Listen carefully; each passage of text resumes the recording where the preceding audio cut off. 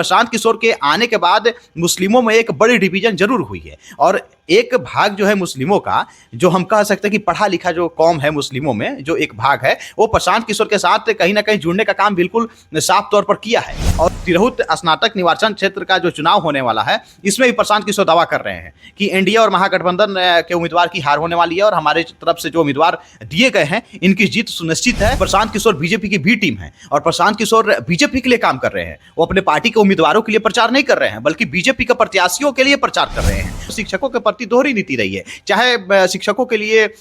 उनका वेतन समय पर नहीं देने का मुद्दा हो या फिर शिक्षकों का ट्रांसफर पोस्टिंग को लेकर के मुद्दा रहा हो या शिक्षकों के वेतन में वृद्धि का मुद्दा रहा हो। तो ऐसे कई सारे मुद्दा रहे हैं जिससे कि शिक्षक लगातार नीतीश कुमार और एनडीए गठबंधन से लगातार नाराज चल रहे थे। नमस्कार, आगाज एक्सप्रेस देख रहे हैं आप और मैं हूं आपके साथ सिद्धि सिंह। बात करेंगे बिहार में चुनाव का दौर फिर से एक बार शुरू हो गया है। ऐसे में 5 दिसंबर को तिरहुत स्नातक निर्वाचन चुनाव जो है होने जा रहा है। तो हम जानते हैं कि बिहार में जो है राजनीति गलियारों में काफी हलचल देखने को मिलेगी इस चुनाव को लेकर के। जैसे में एनडीए हो गया या महागठबंधन या अब जन स्वराज भी इस रेस में जुड़ चुकी है। तो इन तमाम मुद्दों पे हम बातचीत करेंगे। बातचीत के लिए हमारे साथ हमारे सहयोगी संजीव जी। संजीव जी, आपसे जानना चाहेंगे कि चुनाव का एक सेमीफाइनल हमने देखा एनडीए के पक्ष में गया। अब जो है ये निर्वाचन चुनाव में क्या लगता है कि जन स्वराज जो कुछ नहीं कर पाई उपचुनाव में, अपने उम्मीदवार खड़े किए उन्होंने, तो क्या लगता है कि इस बार जीत हासिल हो पाएगी? देखिए, उपचुनाव में तो प्रशांत किशोर ने यह साबित कर दिया कि हमने तो नहीं जीता, लेकिन हाँ, महागठबंधन को काफी हमने नुकसान पहुंचाने का काम किया है। वहीं हाल फिर से जो तिरहुत स्नातक निर्वाचन क्षेत्र का जो चुनाव होने वाला है उसमें देखने को मिलने वाला है, क्योंकि प्रशांत किशोर ने भी अपने उम्मीदवार के नाम का ऐलान कर दिया है और प्रशांत किशोर लगातार काफ़ी मेहनत कर रहे हैं। सीतामढ़ी क्षेत्र में आप चले जाइए तो लगातार मेहनत कर रहे हैं और अपने उम्मीदवार के लिए शिक्षकों से और लोगों से आग्रह कर रहे हैं कि जन स्वराज के उम्मीदवार को अपना समर्थन देने के लिए और उस दिन मतदान करने के लिए। हालांकि अगर उपचुनाव की हम बात कर ले तो उपचुनाव में प्रशांत किशोर काफ़ी बेहतर तो नहीं कर पाए, लेकिन हाँ, पहली बार चुनाव उनकी पार्टी लड़ी और मात्र 1 महीने पहले ही उनकी पार्टी का निर्माण हुआ था और 1 महीने बाद ही चुनावी मैदान में उतरे प्रशांत किशोर और चारों सीटों पर उन्होंने काफ़ी कह ले कि बेहतर फाइट किया। और यही कारण रहा कि 37,000 वोट लाना, एक सीट पर 16,000 के करीब लाना, एक सीट पर 6,000 से अधिक वोट लाना, एक सीट पर 5600 से अधिक वोट लाना, यह जरूर दिखा रहा है कि प्रशांत किशोर के लिए लोगों का जो जनाधार है वो कहीं ना कहीं जन स्वराज के प्रति समर्थन में यह जरूर दिखा है। अब जहां तक चुनाव होने वाला है निर्वाचन क्षेत्र की हम बात कर ले तो प्रशांत किशोर इसमें भी महागठबंधन का ही खेल खराब करने वाले हैं। सीधे जैसा हम जानते हैं कि अपने उम्मीदवार उन्होंने उतारे जिनका नाम विनायक गौतम हुआ, वो पेशे से डॉक्टर है। पहले उपचुनाव में देखा गया था कि खिलाफत हुसैन जो प्रोफेसर थे उनको उतारा, फिर उनके जगह मोहम्मद अमजद को, तो उसका खामियाजा भी दिखने को मिला प्रशांत किशोर को। तो लगता है कि इस बार डॉक्टर को चुन के उन्होंने सही उम्मीदवार लिए हैं। देखिए, प्रशांत किशोर इस बार अपना उम्मीदवार नहीं बदलने वाले हैं। हालांकि अगर ऐसी कोई बातें रहती तो आज 30 नवंबर हो गया और 5 दिसंबर को मतदान होने वाला है, तो अब तक वो कर चुके होते। और प्रशांत किशोर जो उपचुनाव में हुआ उससे काफ़ी कुछ उन्होंने सीखा है कि हाँ, उम्मीदवार बदलने का प्रभाव जो है जनता के बीच नकारात्मक एक संदेश जाती है और लोगों का जो समर्थन है वो कहीं ना कहीं हेर फेर हो जाती है ना। तो उससे उन्होंने सीखी है और जहाँ तक बात है उम्मीदवार बदलने की, तो उम्मीदवार बदलने वाले वो नहीं है और सीधे तौर पर अपने उम्मीदवार के लिए लगातार वो संघर्ष कर रहे हैं, लगातार कैंपेन कर रहे हैं, लगातार शिक्षकों से मिलने का वो काम कर रहे हैं। और नीतीश कुमार की कमियां जो शिक्षकों के प्रति जो लगातार नीतीश कुमार का जो कह ले कि हम दोहरी नीति रही है हमेशा से, 2 साल पहले की हम बात कर ले तो शिक्षकों के प्रति नीतीश कुमार काफ़ी कि सक्रिय नज़र नहीं आ रहे थे। ये तो तेजस्वी के साथ जब गठबंधन में सरकार में आए और जब बहाली लाने के जो सिलसिला जारी हुआ उसके बाद से शिक्षकों के प्रति कहीं ना कहीं नीतीश कुमार की सक्रियता दिखी है। लेकिन उससे पहले की हम बात कर ले तो शिक्षकों के प्रति दोहरी नीति रही है, चाहे शिक्षकों के लिए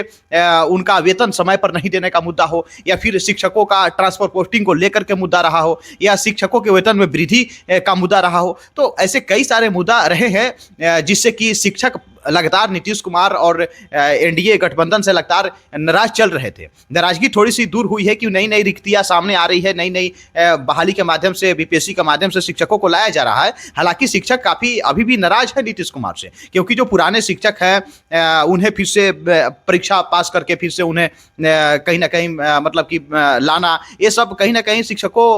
के प्रति मतलब नीतीश कुमार के प्रति शिक्षकों का नाराजगी है। इन सभी चीजों को प्रशांत किशोर लगातार शिक्षकों से मिल रहे हैं और तिरहुत स्नातक क्षेत्र में जहां भी जा रहे हैं, जहां इन सभी चीजों को गिना रहे हैं कि शिक्षकों के प्रति नीतीश कुमार की सक्रियता नहीं थी और फिलहाल सक्रियता इसलिए बढ़ी है क्योंकि 2025 में चुनाव है। इसलिए सोच समझ करके अपना एक एक कीमती वोट शिक्षकों से वो आग्रह कर रहे हैं कि जन स्वराज को ही दे और सोच समझ करके हमारे पार्टी के उम्मीदवार को दे। और लगातार अब देखिए क्या कुछ हो पाता है। शिक्षकों की किस तरफ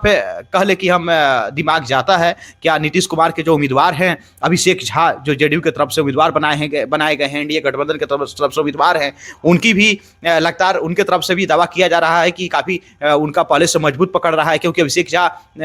मतलब कि उनका खुद का कोचिंग चलता है और वो भी शिक्षक के पेशे से जुड़े हुए हैं, तो उनकी भी पकड़ काफ़ी मजबूत है क्षेत्र में।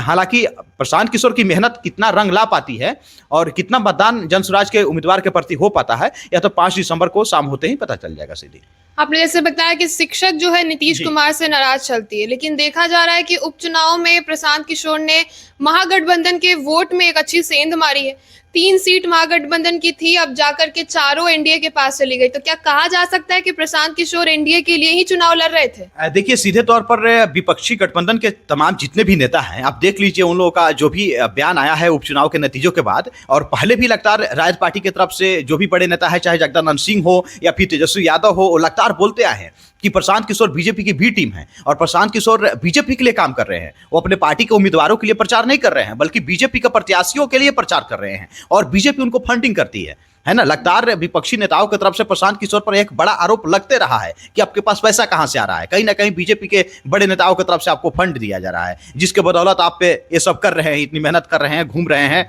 है ना। तो लगातार यह जो आरोप थी वह आरोप सच में साबित हो गई। मतलब सच में इस चीज को हम सच शब्द का प्रयोग इसलिए कर रहे हैं क्योंकि चारों सीटों पर एनडीए की जीत हो गई और महागठबंधन की हार तीनों सीट पर, एक सीट पर आपको भकपा माले की हार, 2 सीट पर राजद की जो सिटिंग एमएलए थे उनकी हार, यह कहीं ना कहीं दिखा रहा है कि जो उनके वोट बैंक थे, उनके वोट बैंक में प्रशांत किशोर ने सेंधमारी करने का काम किया, जिसके वजह से बीजेपी मजबूत स्थिति में आई। इमामगंज में आप देख लीजिए प्रशांत किशोर 30,000 से अधिक वोटों से वहां पर उनके उम्मीदवार आगे निकले, है ना। अगर वो वहां पर नहीं खड़ा रहते हैं तो कहीं ना कहीं वो वोट तो महागठबंधन को ही पड़ने वाला था, क्योंकि जो भी खास करके कह ले हम मुस्लिम जो मतदाता थे वो प्रशांत किशोर के प्रति उनका झुकाव जरूर दिखा है, इमामगंज हो या फिर अन्य विधानसभा क्षेत्रों में, है ना। अगर हम रामगढ़ की बात छोड़ देते हो, क्योंकि रामगढ़ में तो 55-5600 वोट के आसपास उनके उम्मीदवार को सुशील कुमार सिंह को मिला था, तो वहां पर तो वो मुस्लिम वोट बैंक में सेंधमारी नहीं कर पाए, लेकिन मुस्लिमों को उन्होंने तोड़ने का काम जरूर कर दिया। जो भी उन्हें वोट मिला महज कम बेस के ही अंतर है, जिससे कि तमाम जो भी महागठबंधन के प्रत्याशी थे उनकी हार हुई है। तो यह मतलब कि बिल्कुल कहा जा सकता है कि महागठबंधन के प्रत्याशियों के हार का कह लें कि ठीकरा प्रशांत किशोर पर जो फोड़ा जा रहा है, जो फोड़ा जाने का काम किया जा रहा है, वो कहीं ना कहीं सही है, क्योंकि उन्होंने ये कर दिखाया है, महागठबंधन के वोट बैंक में सेंध मारने की कोशिश किया और उस कोशिश में प्रशांत किशोर की जन स्वराज और उनके उम्मीदवार सफल भी हुए सीधे। तो जैसा हम अभी देख पा रहे हैं कि एनडीए का एक यूएसपी बनता जा रहा है कि मुस्लिम वोटों में डिवीजन और हिंदू वोटों की रिवीजन। तो नहीं लगता कि डिवीजन वाला काम में जो है प्रशांत किशोर काफी मदद करते हुए दिखाई दे रहे हैं महागठबंधन के खिलाफ एनडीए के लिए? देखिए बिल्कुल, जब मुस्लिम वोट बैंक टूटेगा तो ये तो सभी बिहार की जनता से लेकर के सभी लोग जानते हैं कि मुस्लिम वोट बैंक बिहार में या फिर अन्य प्रदेशों में भी महागठबंधन के साथ है, यानी कि इंडिया गठबंधन के साथ है। और बिहार में तो खासकर जो भी मुस्लिम वोट बैंक है वो तो लालू प्रसाद यादव की जो पार्टी है आरजेडी, उसकी मानी जाती है शुरू से ही, और एमवाई समीकरण के हिसाब से ही राजद पार्टी काम करती है, मुस्लिम और यादव। चाहे वो पार्टी में कोई बड़े पद पर किसी को बैठाना हो, है ना, या फिर पार्टी में टिकट बंटवारे की जहां तक बात आती है तो सबसे अधिक यादव और मुसलमान पर ही राजद पार्टी ध्यान देने का काम करती है ना। तो मुस्लिमों का जो वोट बैंक शुरू से रहा है वह तो राजद पार्टी के साथ जुड़ा ही रहा है, लेकिन प्रशांत किशोर के आने के बाद मुस्लिमों में एक बड़ी डिवीजन जरूर हुई है। और एक भाग जो है मुस्लिमों का, जो हम कह सकते हैं कि पढ़ा लिखा जो कौम है मुस्लिमों में, जो एक भाग है वो प्रशांत किशोर के साथ कहीं ना कहीं जुड़ने का काम बिल्कुल साफ तौर पर किया है। और यह दिखा है उपचुनाव में, क्योंकि आरजेडी से सीधे तौर पर मुस्लिमों का कटना और जन सुराज के लिए वोट करना और उतने मतों से मतलब कि उनके प्रत्याशी का आगे आना, यह जरूर दिखा रहा है कि मुस्लिमों की वोट बैंक में सदभारी हुई है। और इस बात को राजद पार्टी स्वीकार कर रही है। महागठबंधन के तमाम नेता यह मान रहे हैं कि मुस्लिमों की वोट बैंक में उपचुनाव में कहीं ना कहीं बिखराव आया है, जिसका नतीजा रहा है कि उपचुनाव में महागठबंधन के तरफ से कोई भी एक भी चारों में से उम्मीदवार जीत हासिल नहीं कर पाया है सीधी। तो अगर हम बात करें कि निर्वाचन चुनाव जो है 5 दिसंबर को, यदि अगर प्रशांत किशोर एक बार फिर मुंह के बल गिरते हैं तो क्या लगता है इस बार उनका मनोबल 2025 विधानसभा चुनाव तक टिक पाएगा? देखिए 2025 में अभी समय है, और समय ज़्यादा नहीं हम कह सकते, क्योंकि चुनाव तो कहा जा रहा है कि अप्रैल में भी हो सकता है। हालांकि अगर शेड्यूलिंग के हिसाब से, कैलेंडर के हिसाब से देखें तो सितंबर अक्टूबर बन रहा है 2025 का चुनाव का समय, ठीक है। तो 2024 में जो चुनाव अभी उपचुनाव हुए हैं चारों सीट पर, इससे जन सुराज पार्टी के तमाम पदाधिकारियों की या फिर कार्यकर्ताओं का मनोबल जरूर टूटा है। यहाँ तक कि प्रशांत किशोर भी काफ़ी मतलब कि दुखी नजर आए हैं, और उनका साफ तौर पर मंचों से कहना था उपचुनाव के जब चुनाव परिणाम आया नतीजों के बाद, उन्होंने इस चीज़ को स्वीकार किया कि हमने जहाँ तक सोचा था वहाँ तक हमें चुनाव परिणाम में हमारे वोट बैंकों की संख्या में वृद्धि नहीं हुई है ना। हालांकि 10% वोट बैंक में जरूर सेंधभारी करने का काम किया है प्रशांत किशोर, और प्रशांत किशोर की जो जनसुराज है, उनके जो उम्मीदवार हैं, 10% वोट लाने में जरूर सफल पा लिए, क्योंकि पहली पार्टी थी और पहली पार्टी 10% अगर वोट ला लेती है तो एक बड़ी ही उपलब्धि कहा जाएगा, क्योंकि 1 महीने पहले पार्टी का निर्माण हुआ और 10% पहली बार में ही उनके उम्मीदवारों ने वोट लाने का काम कर दिया, तो एक उपलब्धि जरूर रही है। भले ही उनके पार्टी के उम्मीदवारों की जीत नहीं हो पाई है किसी भी सीट पर, लेकिन एक उपलब्धि प्रशांत किशोर के साथ जरूर जुड़ गया है। लेकिन जो चारों सीट पर दावा कर रहे थे प्रशांत किशोर कि चारों सीट पर हमारी जीत तय है और चारों सीट पर वह मुंह के बल गिरे, इससे उनके तमाम पार्टी के नेताओं का या फिर कार्यकर्ताओं का मनोबल जरूर गिरा है। प्रशांत किशोर का भी मनोबल गिरा है। अब तिरहुत स्नातक निर्वाचन क्षेत्र का जो चुनाव होने वाला है, इसमें भी प्रशांत किशोर दावा कर रहे हैं कि एनडीए और महागठबंधन के उम्मीदवार की हार होने वाली है, और हमारे तरफ से जो उम्मीदवार दिए गए हैं इनकी जीत सुनिश्चित है। और पूरा दमखम उन्होंने लगा दिया है। लगातार कैंपेन कर रहे हैं सीतामढ़ी क्षेत्र में, है ना, क्योंकि उस सीट से पहले देवेश चंद्र ठाकुर थे, तो उसी सीट पर चुनाव हो रहा है। और एनडीए की तरफ से अभिषेक झा हैं, तो अभिषेक झा भी काफ़ी मजबूत स्थिति में दिख रहे हैं। हालांकि अगर जन सुराज के उम्मीदवार की अगर वहां पर हार होती है